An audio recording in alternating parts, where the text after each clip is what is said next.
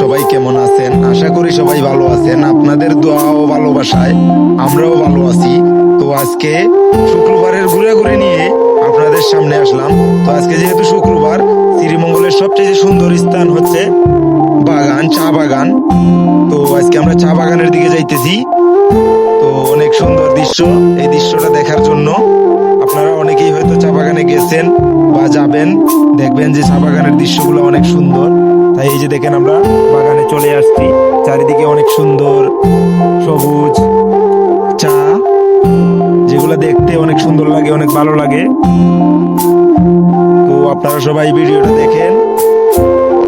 এই যে দেখেন বাগানের দৃশ্য অনেক সুন্দর, এই যে রাবার বাগান, চা বাগান, সবকিছু একসাথে। খুবই ভালো লাগলো এই শুক্রবারের ঘোরাঘুরি। আশা করি ভিডিওটা আপনাদের ভালো লাগবে।